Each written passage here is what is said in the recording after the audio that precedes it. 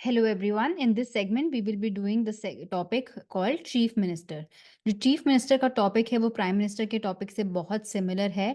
तो अगर आपने प्राइम मिनिस्टर कर लिया है तो चीफ मिनिस्टर आपको समझने में आसानी होगी और चीफ मिनिस्टर का टॉपिक आपके लिए एक रिविजन तौर का भी एक साबित होगा। तो हमने पहले ही डिस्कस कर चुके हैं कि हमारी जो फॉर्म ऑफ गवर्नमेंट है वो है parliamentary form of government.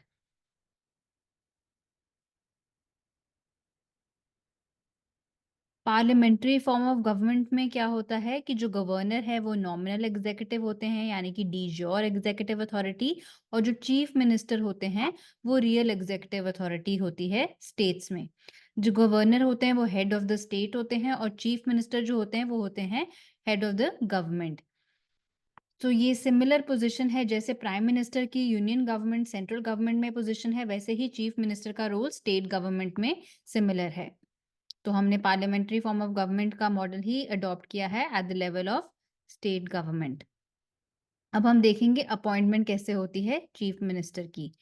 Constitution में ये मैंने आपको पहले भी बता चुकी हूँ कि जहाँ पे भी ऐसे लाइंस आती हैं कि कॉन्स्टिट्यूशन ये कह रहा है या ये नहीं कह रहा है, ये आपको याद रखना है।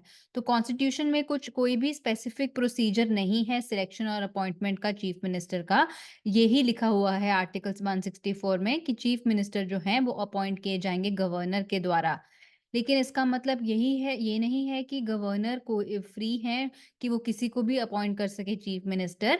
जो कि कन्वेंशंस हैं यानी कि तौर तरीके हैं पार्लियामेंट्री फॉर्म ऑफ गवर्नमेंट के, उसके हिसाब से जो गवर्नर है वो लीडर जो होते हैं मेजॉरिटी पार्टी के स्टेट लेजिस्लेटिव असेंबली में, उसको अपॉइंट करते हैं एज चीफ मिनिस्टर। लेकिन जब कोई भी क्लियर मेजॉरिटी नहीं होती है असेंबली में, तब गवर्नर अपनी पर्सनल डिस्क्रिशन के बेसिस पे एक्ट कर सकते हैं और वो सिलेक्ट कर सकते हैं, अपॉइंट कर सकते हैं चीफ मिनिस्टर। ऐसे सिचुएशन में गवर्नर क्या करते हैं, वो यूजुअली अपॉइंट करते हैं leader of the largest party. जो लार्जेस्ट पार्टी के लीडर हैं उसको अपॉइंट करेंगे या कोएलिशन के जो लीडर हैं। Just give me a second, I am facing a technical glitch, ये ड्राइंग में थोड़ा सा प्रॉब्लम आ रहा है। यस। सो ऐसे केस में गवर्नर क्या करते हैं, लार्जेस्ट पार्टी के जो लीडर हैं या कोएलिशन के गठबंधन के जो असेंबली में लीडर हैं उसको चीफ मिनिस्टर का दर्जा देते हैं। और फिर दर्जा देने के बाद वो कहते हैं उन्हें कि आप वोट ऑफ कॉन्फिडेंस के द्वारा अपनी मेजॉरिटी प्रूव कीजिए 1 महीने के अंतर्गत।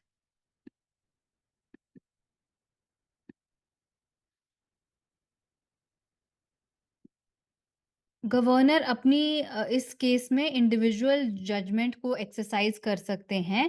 कब कब कर सकते हैं इंडिविजुअल जजमेंट को इंडिविजुअल जजमेंट को कब एक्सरसाइज कर सकते हैं, जब चीफ मिनिस्टर जो ऑफिस में होते हैं वो मर जाते हैं सडनली और कोई भी उनके ऑब्वियस सक्सेसर नहीं है। लेकिन जब डेथ होती है चीफ मिनिस्टर की, तो यूजुअली क्या होता है, जो रूलिंग पार्टी होती है वो एक नया लीडर को इलेक्ट करते हैं और गवर्नर के पास चॉइस नहीं होती कि उनके अलावा किसी और को अपॉइंट किए जाएं। तो यूजुअली जो लीडर चीफ जो लीडिंग पार्टी है, जो रूलिंग पार्टी है, वो जिसको अपना लीडर चूज करेगी उसी को ही गवर्नर अपना लीडर सीएम को डिक्लेयर करेंगे। कॉन्स्टिट्यूशन एक ये बहुत ही इम्पोर्टेंट प्रोविजन है, आप मार्क कर लीजिए अपने नोट्स में भी, कि जो कॉन्स्टिट्यूशन है वो ये नहीं कहता कि जो पर्सन है उसको अपनी मेजॉरिटी प्रूव करनी पड़ेगी before he is appointed as the chief minister. Governor उनको पहले अपॉइंट कर सकते हैं एज चीफ मिनिस्टर, फिर उनको बोल सकते हैं कि आप जी अपनी मेजॉरिटी प्रूव कीजिए लेजिस्लेटिव असेंबली में with in a reasonable period. यही होता आ रहा है मोस्टली केसेस में। So the constitution does not require that a person must prove his majority in the legislative assembly before he is appointed as the chief minister. The governor may first appoint him as the chief minister and then ask him to prove his majority in the legislative assembly within a reasonable period.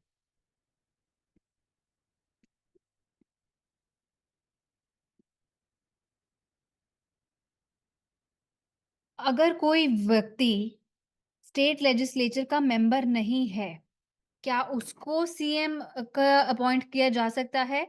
Yes.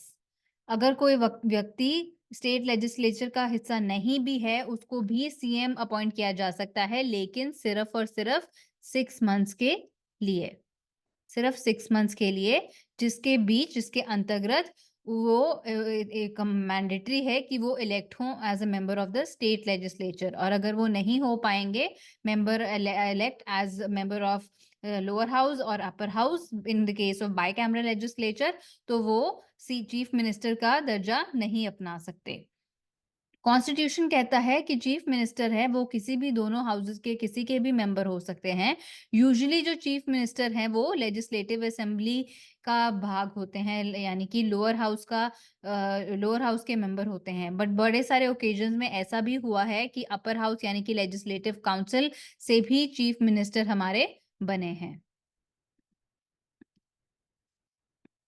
अब हम देखेंगे oath, term और salary. Chief minister अपने office में enter होने से पहले जो गवर्नर है वो चीफ मिनिस्टर की ओथ और ओथ ऑफ ऑफिस और सीक्रेसी को एडमिनिस्टर करते हैं।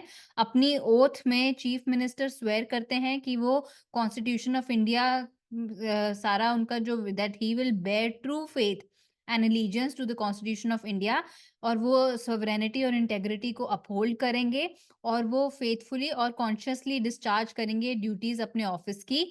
और वो सारे लोगों को कॉन्स्टिट्यूशन के हिसाब से और लॉ के हिसाब से जस्टिस करेंगे विदाउट फियर और फेवर, अफेक्शन और इलविल।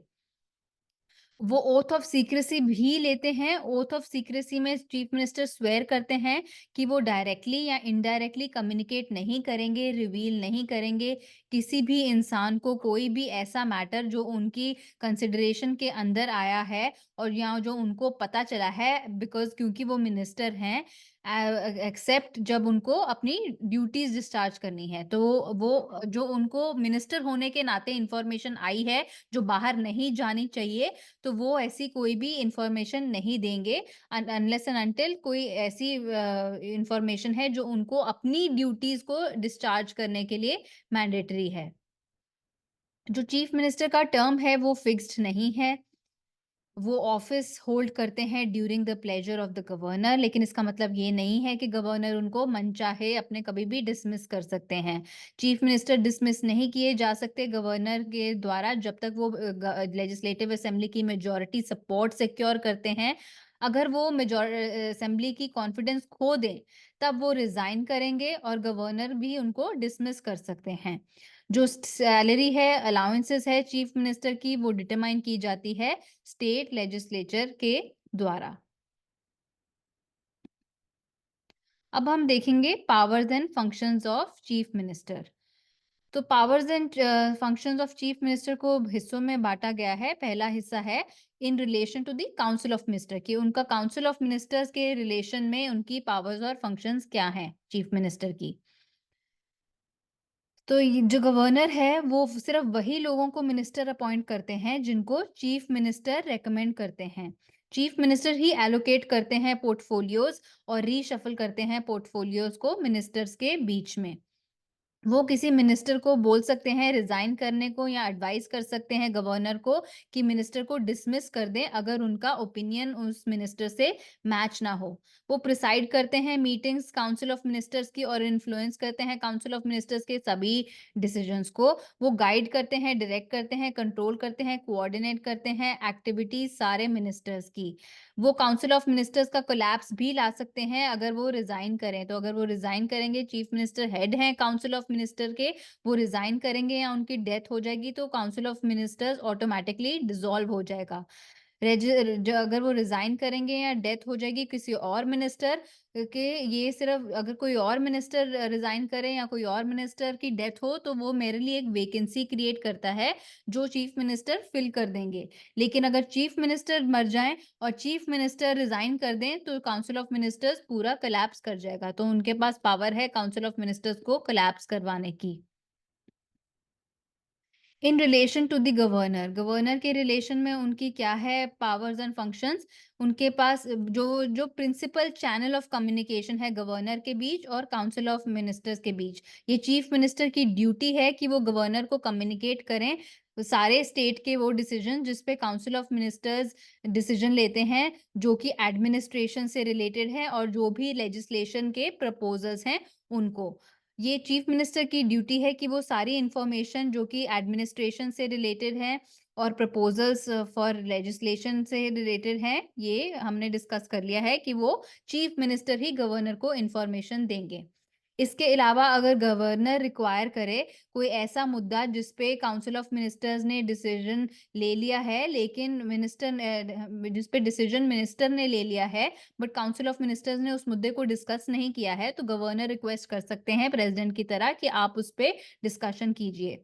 इसके अलावा चीफ मिनिस्टर जो हैं वो एडवाइस करते हैं गवर्नर को with regard to appointment of important officials को अपॉइंट करने के मुद्दे में भी वो एडवाइस करते हैं, जैसे एडवोकेट जनरल हो गया, स्टेट पब्लिक सर्विस कमीशन के मेंबर्स और चेयरमैन हो गए, स्टेट इलेक्शन कमिश्नर हो गए एंड सो ऑन।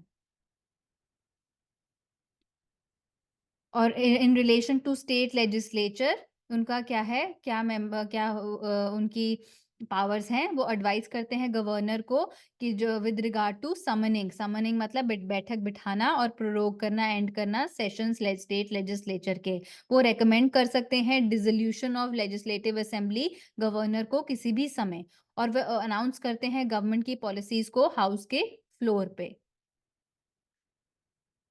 तो ये सब पावर्स हमने प्राइम मिनिस्टर में भी पढ़ी है, तो सिमिलर पावर्स हैं चीफ मिनिस्टर की। इसके अलावा क्या-क्या उनके पास पावर्स हैं, वो चेयरमैन है स्टेट प्लानिंग बोर्ड के, वो वाइस चेयरमैन है कंसर्न जोनल काउंसिल के बनते हैं बाय रोटेशन। जब उनका बाय रोटेशन टेन्योर आता है for a period of 1 year at a time, फिर वो इंटर स्टेट काउंसिल के भी मेंबर हैं और governing council of NITI Aayog के भी मेंबर होते हैं, जो कि नीति आयोग और इंटर स्टेट काउंसिल दोनों हेडेड बाय प्राइम मिनिस्टर हैं। वो चीफ स्पोक्समैन होते हैं स्टेट गवर्नमेंट के, वो क्राइसिस मैनेजर होते हैं पॉलिटिकल लेवल पे ड्यूरिंग इमरजेंसीज, वो लीडर होते हैं स्टेट के और वो लोगों से मिलते जुलते हैं, मेमोरेंडा रिसीव करते हैं लोगों से उनकी प्रॉब्लम से रिलेटेड, और वो पॉलिटिकल हेड होते हैं सर्विसेज के। वो बहुत ही सिग्निफिकेंट और बहुत क्रूशियल रोल प्ले करते हैं स्टेट एडमिनिस्ट्रेशन में। डिस्क्रिशनरी पावर्स जो गवर्नर की है वो रिड्यूस करती है authority, influence, prestige role of the chief minister in the state administration. तो गवर्नर की जो हमने कुछ डिस्क्रिशनरी पावर्स की थी पिछले सेगमेंट में, तो वो जो पावर्स हैं वो रिड्यूस करती हैं to some extent the power, authority, influence, prestige and role of the chief minister in state administration। अब हम देखेंगे उनका रिलेशनशिप विद द गवर्नर। कौन से इंपॉर्टेंट आर्टिकल्स हैं? Article 163, article 164 and article 167। तो आर्टिकल 163 क्या बोलता है कि काउंसिल ऑफ मिनिस्टर होगी जिसके हेड चीफ मिनिस्टर होंगे, जो कि एड और एडवाइस देंगे गवर्नर को उनकी फंक्शंस को एक्सरसाइज करने के लिए, in so far as he is required to exercise his functions और any of them in his discretion. Exception क्या है कि वो वाले फंक्शंस पे नहीं जहां पे वो अपने डिस्क्रिशन पे एक्ट करेंगे। फिर आर्टिकल 164 क्या कहता है कि जो चीफ मिनिस्टर है वो अपॉइंट किए जाएंगे गवर्नर के द्वारा, और जो बाकी मिनिस्टर्स हैं वो अपॉइंट किए जाएंगे गवर्नर के द्वारा चीफ मिनिस्टर की एडवाइस पे। जो मिनिस्टर्स हैं वो ऑफिस होल्ड करते हैं during the pleasure of governor, और जो काउंसिल ऑफ मिनिस्टर्स हैं वो कलेक्टिवली रिस्पॉन्सिबल होंगे legislative assembly of the state को। तो ये कलेक्टिव रिस्पॉन्सिबिलिटी का भी हमने पहले पढ़ा है, तो ये वो सिमिलर ही कॉन्सेप्ट है। और हम आगे का स्टेट काउंसिल ऑफ मिनिस्टर्स भी जब पढ़ेंगे तब भी दोबारा से पढ़ेंगे। आर्टिकल 167 फर्दर क्या बोलता है कि ड्यूटी होगी चीफ मिनिस्टर की कि चीफ मिनिस्टर कम्युनिकेट करेंगे, जो हमने भी पढ़ा, जो गवर्नर को स्टेट के सारे वो डिसीजंस जो कि एडमिनिस्ट्रेशन से रिलेटेड है और प्रपोजल्स है जो लेजिस्लेशन के, सो लॉज के जो प्रपोजल्स है वो सारे कम्युनिकेट करेंगे चीफ मिनिस्टर गवर्नर को। ये चीफ मिनिस्टर की ड्यूटी है कि वो सारी इंफॉर्मेशन फर्निश करेंगे एडमिनिस्ट्रेशन से रिलेटेड और जो लेजिस्लेशन फॉर प्रपोजल से रिलेटेड, जो गवर्नर बुलाएं, जो गवर्नर मंगवाएं, वो सारी इंफॉर्मेशन चीफ मिनिस्टर देंगे। और जो गवर्नर अगर रिक्वायर करेंगे तो ऐसा कोई मुद्दा जिस पे डिसीजन ले लिया गया हो काउंसिल के द्वारा बट मिनिस्टर के द्वारा बट काउंसिल ने डिस्कस नहीं किया, तो ऐसा कोई मुद्दे को कंसिडर करना काउंसिल ऑफ मिनिस्टर के द्वारा कंसिडर करवाना के लिए भी गवर्नर रिक्वेस्ट कर सकते हैं। अब हम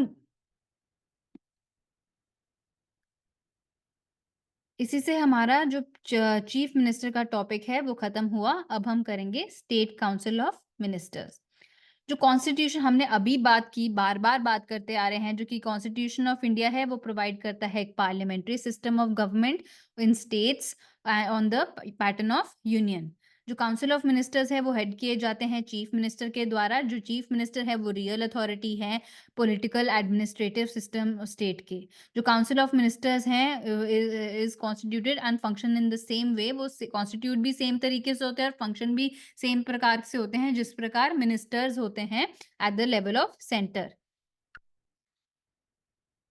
principal of parliamentary system of government are not detailed in the constitution. ये कॉन्स्टिट्यूशन में बात नहीं की गई इसकी, लेकिन दो आर्टिकल्स 163 164 जो हमने पढ़े हैं ये डील करते हैं ब्रॉड एंड स्केची तरीके से जनरल वे में। जो आर्टिकल 163 है वो डील करता है स्टेटस काउंसिल ऑफ मिनिस्टर का, और जो 164 है वो डील करता है appointment, tenure, responsibility, qualification, oath, salaries and allowances of minister से रिलेटेड। अब हम देखेंगे कॉन्स्टिट्यूशनल प्रोविजंस क्या है। आर्टिकल 163 क्या कहता है कि काउंसिल ऑफ मिनिस्टर्स जो हैं वो एड एंड एडवाइस करेंगे गवर्नर को। तो काउंसिल ऑफ मिनिस्टर्स होने चाहिए with the chief minister as the head to aid and advise the governor in the exercise of his functions। Exception क्या है कि जहां पे वो अपनी डिस्क्रिशन पे एक्ट करेंगे, तो वो डिस्क्रिशन कॉन्स्टिट्यूशनल डिस्क्रिशन दी गई है। ये हमने गवर्नर के टॉपिक में भी किया था, अभी कुछ मिनट पहले भी हमने ये बात डिस्कस करी कि जो काउंसिल ऑफ मिनिस्टर्स हैं वही एडवाइस करेंगे, जो हेडेड बाय चीफ मिनिस्टर है, गवर्नर को in the exercise of his functions. Except exceptions है जहां पे कुछ मुद्दों में जहां पे वो अपनी कॉन्स्टिट्यूशनल डिस्क्रिशन को एक्सरसाइज कर सकते हैं। जो कोई भी क्वेश्चन है कि वेदर कि क्या वो मुद्दा जो गवर्नर की डिस्क्रिशन में है कि नहीं है, उसमें गवर्नर का डिसीजन फाइनल होगा। ये हमने पिछले सेगमेंट में भी करा था।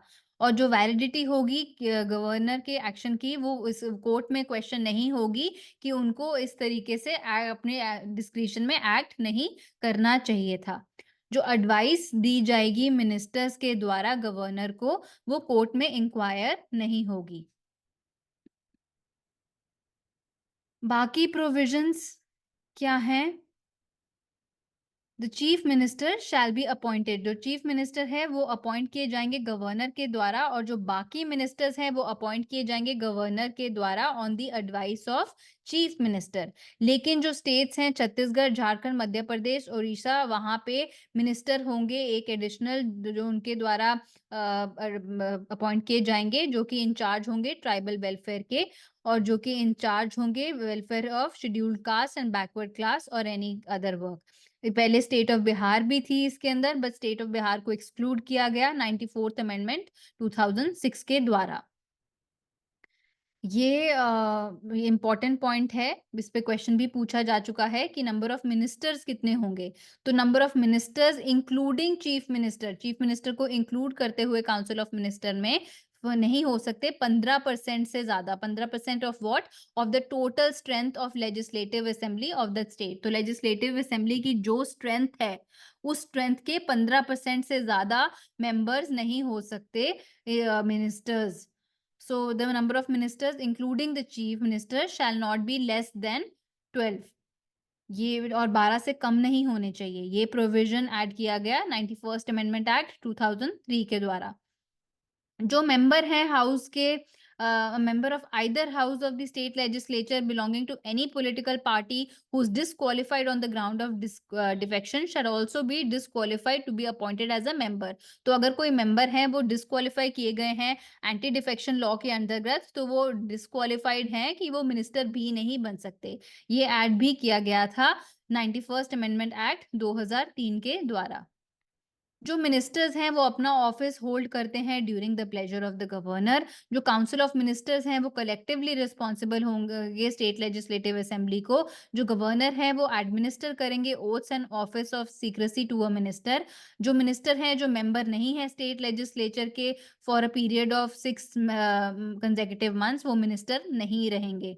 और जो सैलरीज एंड अलाउंसेस हैं मिनिस्टर्स की, वो डिटरमाइन की जाती हैं स्टेट लेजिस्लेचर के द्वारा। नेक्स्ट आर्टिकल 166 में क्या बात होती है? Conduct of business of the government of a state, की कार्य संचालन किस प्रकार एक्टिविटीज होती है स्टेट गवर्नमेंट की। जितने भी सारे एग्जीक्यूटिव एक्शन है गवर्नमेंट के, वो सारे लिए जाते हैं in the name of the governor. जो भी ऑर्डर्स हैं, बाकी इंस्ट्रूमेंट्स हैं जो कि एग्जीक्यूटेड होते हैं in the name of the governor, वो ऑथेंटिकेट किए जाएंगे बाय द गवर्नर। और ऐसे कोई ऑर्डर की वैलिडिटी या ऐसे कोई इंस्ट्रूमेंट की जिस पे ऑथेंटिकेट किया जाए गवर्नर के द्वारा, वो किसी भी ग्राउंड पे क्वेश्चन नहीं कर सकती कि that it is not an order. वो इस ग्राउंड पे क्वेश्चन नहीं किए जा सकती कि वो ऑर्डर या इंस्ट्रूमेंट गवर्नर के द्वारा एग्जीक्यूटेड है। जो गवर्नर है वो रूल्स बना सकते हैं कन्वीनियंट ट्रांजैक्शन, यानी कि कार्य संचालन कन्वीनियंट तरीके से हो गवर्नमेंट स्टेट गवर्नमेंट का, और किस प्रकार मिनिस्टर्स के बीच में एलोकेशन होगा बिजनेस का। It is not the business in so far as it is not the business with respect to which the governor is required to act in his discretion. तो exceptions फिर वहीं पे ही है कि वो बिजनेस वो नहीं होना चाहिए जहां पे गवर्नर अपनी डिस्क्रिशन में एक्ट करते हैं। ड्यूटीज ऑफ चीफ मिनिस्टर, ये हमने ऑलरेडी पढ़ा है तो हम दोबारा नहीं पढ़ेंगे, 2 बार ही पढ़ लिया है। तो 167 आर्टिकल तो हम ये दोबारा से नहीं पढ़ेंगे। ये पढ़ते हैं rights of ministers as respect to the houses. हर मिनिस्टर के पास अधिकार है कि वो मिनिस्टर के पास, ये याद रखना, ये क्वेश्चन पूछा जा चुका है, वो अधिकार है कि वो बोल सकें, वो प्रोसीडिंग्स में पार्ट ले सकें उस असेंबली की, and also the council where it exist, जहाँ पे लेजिस्लेटिव असेंबली की भी जो लेजिस्लेटिव असेंबली की प्रोसीडिंग्स है वहाँ पे वो बोल सकते हैं और पार्टिसिपेट कर सकते हैं, और जहाँ पे लेजिस्लेटिव काउंसिल है उसकी भी मीटिंग्स में प्रोसीडिंग्स में पार्ट ले सकते हैं और बोल सकते हैं। और कोई भी कमिटी जिसमें उनको मेंबर बनाया जा सके, बट वो वोट नहीं कर सकते। तो ये याद रखना है कि वो वोट नहीं कर सकते। Nature of advice by ministers, जो आर्टिकल 163 है वो प्रोवाइड करता है कि जो काउंसिल ऑफ मिनिस्टर्स हैं जो कि हेड किया जाएगा चीफ मिनिस्टर के द्वारा, वो एड एंड एडवाइस करेंगे गवर्नर को in the exercise of his function except for the discretionary ones. अगर कोई भी, ये हमने ऑलरेडी कर चुके हैं ये तो हम दोबारा से, कि अगर कोई भी ऐसा डिस्क्रिशनरी मुद्दा है तो उसमें डिस्क्रिशन किसका, डिसीजन किसका फाइनल है? गवर्नर का फाइनल है। और वो इस ग्राउंड पे क्वेश्चन नहीं होगा कि डिसीजन गवर्नर ने एक्ट कर दिया, और वो कोर्ट में भी इंक्वायरी नहीं होगा। ये जो प्रोविजन है ये एम्फसाइज करता है कि कितना इंटीमेट और कॉन्फिडेंशियल रिलेशन है गवर्नर का मिनिस्टर्स के साथ। 1971 में सुप्रीम कोर्ट ने रूलिंग दी थी कि जो काउंसिल ऑफ मिनिस्टर्स है वो हमेशा एग्जिस्ट करने चाहिए to aid and advice the governor, अगर स्टेट लेजिस्लेटिव असेंबली रिजॉल्व भी हो जाए, यहाँ resign council of ministers resign भी कर दें, तब भी काउंसिल ऑफ मिनिस्टर्स होने चाहिए to aid and advice, give an aid and advice to the governor. ये हेंस द एग्जिस्टिंग मिनिस्ट्री, जो मिनिस्ट्री है वो कंटिन्यू करेगी जब तक उस सक्सेसर है वो उसका चार्ज अज्यूम नहीं करता। 1974 में कोर्ट ने फिर से क्लैरिफाई किया कि एक्सेप्शन है कि in the spheres where governor is to act in his discretion, कि जौन से एक्सेप्शंस है कि जहां पे गवर्नर अपनी डिस्क्रिशन में एक्ट करेंगे, उसके अलावा गवर्नर जो है उनको aid and advice of the council of ministers के बल पे के एड एड एडवाइस के ऊपर ही एक्ट करना है, अपनी पावर्स एंड फंक्शंस को एक्सरसाइज करना है। वो पर्सनली एक्ट नहीं कर सकते बिना एड एंड एडवाइस के, या एड एंड एडवाइस के अगेंस्ट एक्ट नहीं कर सकते। Wherever the constitution requires the satisfaction of the governor, the satisfaction is not the personal satisfaction। जहाँ पे भी कॉन्स्टिट्यूशन कहता है कि भाई गवर्नर की सेटिस्फैक्शन मैंडेटरी है, वहां पे पर्सनल सेटिस्फैक्शन गवर्नर की नहीं है, बट वो सेटिस्फैक्शन किसकी है? काउंसिल ऑफ मिनिस्टर्स की। अपॉइंटमेंट ऑफ मिनिस्टर्स, जो चीफ मिनिस्टर है वो गवर्नर के द्वारा अपॉइंट किए जाते हैं, और जो बाकी मिनिस्टर्स हैं वो भी गवर्नर के द्वारा अपॉइंट किए जाते हैं, लेकिन किसकी एडवाइस पे? चीफ मिनिस्टर की एडवाइस पे। जो गवर्नर है वो, इसका मतलब ये है कि वही लोगों को अपॉइंट करेंगे जो कि चीफ मिनिस्टर रेकमेंड करेंगे। लेकिन हमने पढ़ा है इसके अलावा ट्राइबल वेलफेयर मिनिस्टर भी होने चाहिए कुछ स्टेट्स में, और इसमें हमने ऑलरेडी डिस्कस कर लिया है पहले, तो ये हम दोबारा नहीं करेंगे डिस्कस। ये भी हमने पढ़ लिया है से टॉपिक, तो हम ये दोबारा से नहीं पढ़ेंगे। कुछ कुछ टॉपिक्स हैं जो रेपिटेटिव हैं,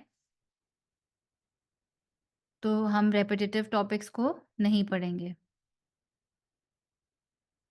कलेक्टिव रिस्पॉन्सिबिलिटी भी हमने जो हम स्टेट का जब हम सेंट्रल कर रहे थे टॉपिक, तो हमने पढ़ लिया था, लेकिन हम फिर से एक बार ही पढ़ लेते हैं ताकि आपको रिवाइज हो जाए। इस पे क्वेश्चन मल्टीपल टाइम्स पूछे जा चुके हैं। जो अंडरलाइंग प्रिंसिपल है पार्लियामेंट्री सिस्टम ऑफ गवर्नमेंट का, वो है collective responsibility. Collective response article 164 state करता है कि जो काउंसिल ऑफ मिनिस्टर है वो कलेक्टिवली रिस्पॉन्सिबल है टू द लेजिस्लेटिव असेंबली। इसका मतलब है कि जितने सारे मिनिस्टर्स हैं वो जॉइंट रिस्पॉन्सिबिलिटी ओन करते हैं टू द लेजिस्लेटिव असेंबली, अपने सारे एक्ट्स ऑफ ओमिशन और कमीशन। ओमिशन मतलब जो उन्होंने एक्ट्स नहीं किए, और कमीशन मतलब जो उन्होंने एक्ट्स किए हैं। वो एज अ टीम वर्क करते हैं, वो स्विम और सिंक एक साथ करते हैं। जब भी अगर legislative assembly no confidence motion pass करती है काउंसिल ऑफ मिनिस्टर्स के खिलाफ, तो मिनिस्टर्स को रिजाइन करना है। So all the ministers have to resign, including those ministers who are from legislative council। तो legislative assembly चाहे वो पास करे नो कॉन्फिडेंस मोशन, तो सारे के सारे मिनिस्टर्स को रिजाइन करना है, वो वाले मिनिस्टर्स को भी जो लेजिस्लेटिव काउंसिल से हैं। जो काउंसिल ऑफ मिनिस्टर्स हैं वो एडवाइस कर सकते हैं गवर्नर को कि वो लेजिस्लेटिव असेंबली को डिसॉल्व कर दें, और ये किस ग्राउंड पे? कि जो हाउस है वो रिप्रेजेंट नहीं करता लोगों का व्यू जिन्होंने उनको इलेक्ट किया है, और इसलिए फ्रेश इलेक्शन होने चाहिए। इस केस में गवर्नर जरूरी नहीं है कि ऐसे काउंसिल ऑफ मिनिस्टर्स को oblige करे जो कि ऑलरेडी कॉन्फिडेंस खो चुके हैं लेजिस्लेटिव असेंबली का। प्रिंसिपल ऑफ कलेक्टिव रिस्पॉन्सिबिलिटी का ये भी मीनिंग है कि जो कैबिनेट डिसीजंस हैं वो सारे कैबिनेट मिनिस्टर्स को और बाकी मिनिस्टर्स को बाइंड करता है, even if they deferred in the cabinet meeting. तो अगर वो कैबिनेट मीटिंग में चाहे उनका आपस में डिफरेंस ऑफ ओपिनियन हो, लेकिन अगर डिसीजन ले लिया गया है तो सारे कैबिनेट के डिसीजंस को बाउंड करता है कैबिनेट के डिसीजंस को। ड्यूटी है हर मिनिस्टर की कि वो कैबिनेट डिसीजंस के साथ खड़ा हो और सपोर्ट करे, अंदर से भी और बाहर भी लेजिस्लेचर के। अगर कोई भी जो मिनिस्टर है वो डिसएग्री करे कैबिनेट डिसीजन से, और अगर वो नहीं प्रिपेयर्ड अपने आप को डिफेंड करने के लिए, तो उनको रिजाइन करना चाहिए। और सेवरल मिनिस्टर्स पास्ट में इसी कारण डिफरेंसेस होने के कारण उन्होंने रिजाइन भी किया है। इंडिविजुअल रिस्पॉन्सिबिलिटी, जो आर्टिकल 164 है वो कंटेन करता है प्रिंसिपल ऑफ इंडिविजुअल रिस्पॉन्सिबिलिटी। वो स्टेट करता है कि जो मिनिस्टर्स हैं वो ऑफिस होल्ड करते हैं during the pleasure of the governor. इसका मतलब ये है कि गवर्नर रिमूव कर सकते हैं किसी भी मिनिस्टर को किसी भी टाइम, जब काउंसिल ऑफ मिनिस्टर इंजॉय भी करता है confidence of legislative assembly. But लेकिन ये यहाँ पे पॉइंट आपको याद रखना पड़ेगा कि जो गवर्नर है वो मिनिस्टर को तभी रिमूव करेंगे जब उनको चीफ मिनिस्टर एडवाइस करेंगे। जब डिफरेंस ऑफ ओपिनियन हो या डिससैटिस्फैक्शन हो किसी मिनिस्टर की परफॉर्मेंस से, तो चीफ मिनिस्टर बोल सकते हैं उनको रिजाइन करने के लिए, या एडवाइस कर सकते हैं गवर्नर को कि आप उनको डिसमिस कर दीजिए। जब वो एक्सरसाइज करेंगे ये पावर, तो chief minister can ensure the realisation of the by exercising this power the chief minister can ensure the realisation of the rule of collective responsibility. So individual responsibility कि हर एक मिनिस्टर इंडिविजुअली रिस्पॉन्सिबल है। ये हमने पहले भी पढ़ा था, लीगल रिस्पॉन्सिबिलिटी नहीं है। As at the centre there is no provision in the constitution for the system of legal responsibility of the minister in the states. ऐसा नहीं है यहाँ स्टेट्स में कि जो ऑर्डर है गवर्नर का वो काउंटर साइन हो मिनिस्टर के द्वारा। तो जो मिनिस्टर गवर्नर ऑर्डर देंगे वो ज़रूरी नहीं है कि काउंटर साइन हो बाय मिनिस्टर। और कोर्ट्स जो है वो बार्ड हैं, वो इंक्वायर नहीं कर सकते into the nature of advice which is given by the ministers to the governor. Composition क्या है काउंसिल ऑफ मिनिस्टर्स का? कॉन्स्टिट्यूशन स्पेसिफाई नहीं करता size of the state of the council of ministers या रैंकिंग ऑफ मिनिस्टर्स। ये कौन determine करता है? चीफ मिनिस्टर, जो कि समय के और टाइम के हिसाब से और सिचुएशन के हिसाब से जो भी जरूरत हो, जो भी रिक्वायरमेंट हो। सेंटर की तरह स्टेट्स में भी जो काउंसिल ऑफ मिनिस्टर्स हैं वो 3 कैटेगरीज के मिनिस्टर्स को इंक्लूड करती है: cabinet ministers, ministers of state और डेप्यूटी मिनिस्टर्स। उनके बीच में आपस में डिफरेंस क्या है? रिस्पेक्टिव रैंक्स का, पॉलिटिकल इंपॉर्टेंस का और एमोल्यूमेंट का। All at the top of these ministries stands the chief minister, जो कि सुप्रीम गवर्निंग अथॉरिटी है स्टेट्स में। जो कैबिनेट मिनिस्टर्स हैं वो इंपॉर्टेंट डिपार्टमेंट स्टेट गवर्नमेंट के हेड करते हैं, जैसे होम हो गया, education, agriculture and so fourth. वो मेंबर्स होते हैं कैबिनेट के और अटेंड करते हैं कैबिनेट मीटिंग्स की, और इंपॉर्टेंट रोल प्ले करते हैं डिसाइडिंग पॉलिसीज में। उनकी जो रिस्पॉन्सिबिलिटीज हैं वो एक्सटेंड करती हैं over the entire gamut of the state government. जो मिनिस्टर्स ऑफ स्टेट हैं वो उनको इंडिपेंडेंट चार्ज भी दिया जा सकता है डिपार्टमेंट्स का, यहाँ उनको अटैच किया जा सकता है कैबिनेट मिनिस्टर्स के साथ। वो मेंबर्स नहीं होते कैबिनेट के और वो कैबिनेट मीटिंग अटेंड नहीं करते अनलेस उनको इनवाइट किया जाए, अगर उनका डिपार्टमेंट से रिलेटेड कोई बात हो, कर रही हो कैबिनेट। इसके बाद जो होते हैं वो होते हैं डेप्यूटी मिनिस्टर्स। उनको इंडिपेंडेंट चार्ज नहीं दिया जाता डिपार्टमेंट का, वो यूजुअली कैबिनेट मिनिस्टर्स को अटैच किए जाते हैं और असिस्ट करते हैं कैबिनेट मिनिस्टर्स को एडमिनिस्ट्रेटिव, पॉलिटिकल और पार्लियामेंट्री ड्यूटीज में। वो मेंबर्स नहीं होते कैबिनेट के और कैबिनेट मीटिंग्स अटेंड नहीं करते।